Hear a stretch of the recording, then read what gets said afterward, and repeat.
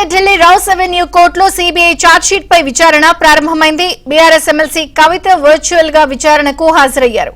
Liquor scam కేసులో CBI chargesheet దాఖలు చేసింది.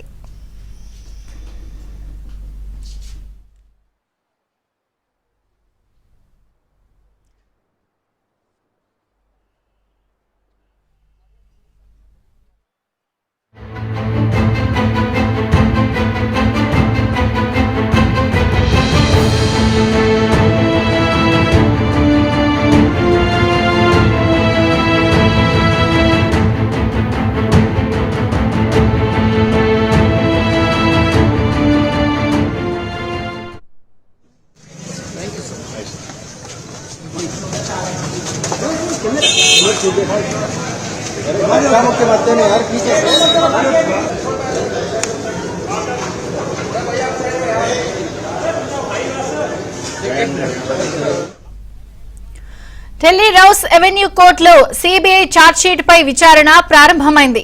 బీఆర్ఎస్ ఎమ్మెల్సీ కవిత వర్చువల్ గా విచారణకు హాజరయ్యారు. లిక్కర్ స్కామ్ కేసులో సిబిఐ ఛార్జ్షీట్ దాఖలు చేసింది.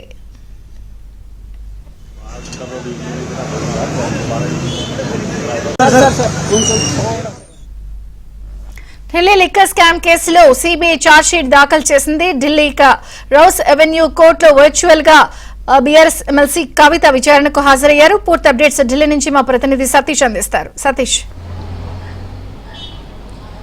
ఢిల్లీ లిక్కర్ సిబిఐ కేసులో ఛార్జ్షీట్ దాఖలైంది. ఇప్పటికీ ఆ ఛార్జ్షీట్కి సంబంధించిన వాదనలు ఈరోజు 12 గంటలకు ప్రారంభం కాబోతున్నాయి ఢిల్లీ ట్రయల్ కోర్టులో. అయితే ట్రయల్ కోర్టుకు నేరుగా హాజరు నుంచి మినహాయింపించి వర్చువల్ ద్వారా హాజరు కావాల్సిందిగా కూడా ఇప్పటికే సుప్రీంకోర్టు ఆదేశాలు జారీ చేసింది. అందులో భాగంగానే ప్రస్తుతానికి ఆమె ఎమ్మెల్సీ కవితతో పాటు నిందితులుగా ఉన్న ఢిల్లీ లిక్కర్ కేసులో నిందితులుగా ఉన్న అందరూ కూడా ఇప్పటికే వర్చువల్ సమావేశం ద్వారా కూడా కోర్టుకు హాజరవుతున్నారు. అయితే దాదాపు గంట పాటు పైగా కూడా వాదనలు కొనసాగే అవకాశం ఉంది. సిబిఐ ఇప్పటికే అందరి పాత్రకు సంబంధించిన అంశంలో ఒక్కొక్కరికి లిక్కర్ పాత్రతో ఉన్న సంబంధాలు ఏంటి, ఎవరెవరు ఏ పాత్ర చేశారు, ఏ విధంగా లిక్కర్ స్కామ్కి పాల్పడ్డారన్న కోణంలో కూడా ఈ సిబిఐ దాఖలు చేసిన ఛార్జ్షీట్ పైన ప్రధానంగా ట్రయల్ కోర్టులో వాదనలు అయితే కొనసాగుతున్నాయి. ప్రస్తుతానికి 12 గంటలకే విచారణ ప్రారంభమైంది. జడ్జి కావేరి బవేజా ధర్మాసనం ముందు విచారణ అయితే కొనసాగుతుంది. అయితే ఇక్కడ ఢిల్లీ బీఆర్ఎస్ కేంద్ర కార్యాలయంలో ఎమ్మెల్సీ కవిత రాత్రి ఇక్కడే బస చేశారు. ఆమె ఇక్కడి నుంచే నేరుగా వీడియో కాన్ఫరెన్స్ ద్వారా కోర్టు కేసుకు హాజరవుతున్నారు. ప్రధానంగా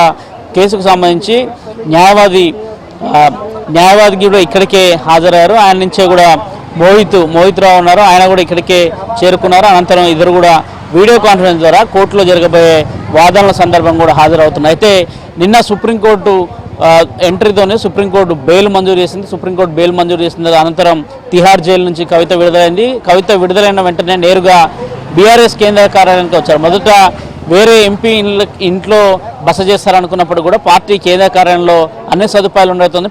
పార్టీ కేంద్ర కార్యాలయానికి నేతలతో కలిసి వచ్చారు.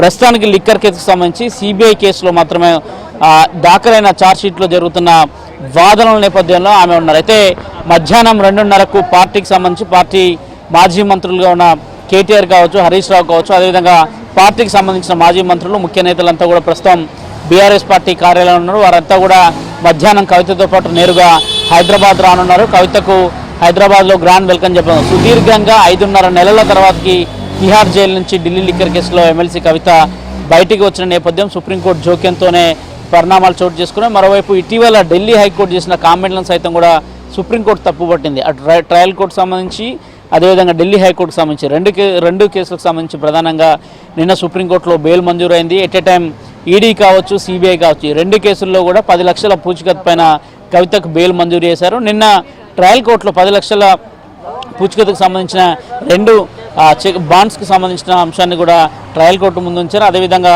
కవితకు సంబంధించిన వ్యక్తిగత పాస్పోర్ట్ను సైతం కూడా కోర్టు ముందుంచారు. ప్రధానంగా కోర్టు కొన్ని షరతులను విధించింది సుప్రీంకోర్టు. అందులో ప్రధానంగా సాక్ష్యాధారాలను తారుమారు చేయడం కానీ, సాక్షులను బెదిరించడం కానీ, ఈ 2 పనులు చేయకూడదనే అంశాన్ని చెప్పారు. మరోవైపు ఈ కోర్టు కేసు ఎప్పుడున్నా కూడా ట్రయల్ కోర్టులో కేసు విచారణ ఎప్పుడున్నా కానీ అది ఈడీ కావచ్చు, సిబిఐ కావచ్చు, విచారణ సందర్భంగా కూడా వీడియో కాన్ఫరెన్స్ ద్వారా కూడా కవితను హాజరు కావాల్సిందిగా కోర్టు ఆదేశాలు జారీ చేసింది.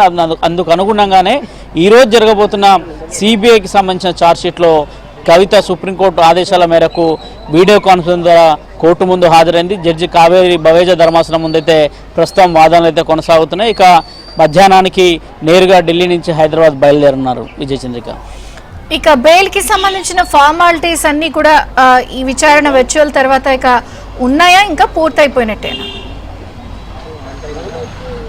ఎస్, నిన్న సాయంత్రమే సుప్రీంకోర్టు ఆదేశాల మేరకు అనంతరం కూడా నేరుగా ట్రయల్ కోర్టులో 10 లక్షల పూచికత్తు పైన కూడా సంబంధించిన పూచికత్తులను అన్నింటినీ కూడా కోర్టు ముందు జమ చేశారు. ట్రయల్ కోర్టులో వారెంట్ ఏదైతే రిలీజ్ వారెంట్ జారీ చేశారో ఆ వారెంట్ని నేరుగా తిహార్ జైలుకి తీసుకెళ్లారు. తిహార్ జైల్లో వారెంట్కి సంబంధించిన పేపర్లు ఇచ్చిన తర్వాతకే కవితకు రెగ్యులర్ టెస్టులు నిర్వహించి ఆమెను విడుదల చేయడం జరిగింది. ప్రస్తుతానికైతే బెయిల్కి సంబంధించిన మ్యాటర్కి సంబంధించిన అన్ని కూడా ప్రాసెస్ అంతా కూడా పూర్తయింది. అందులో భాగంగానే ఆమె నిన్న అర్ధరాత్రి సమయం పట్టింది. దాదాపు కోర్టు తిహార్ జైలు నుంచి 9 గంటల సమయంలో ఆమె బయటికి రావడం జరిగిందంటే కూడా కొంత లాంగ్ ప్రాసెస్ పట్టింది. ఎందుకంటే కోర్టు నుంచి నేరుగా పేపర్లు తిహార్ జైలుకి వెళ్ళినందుకు అనంతరం ఆమెను విడుదల చేయడం జరిగింది. విజయ చంద్రిక.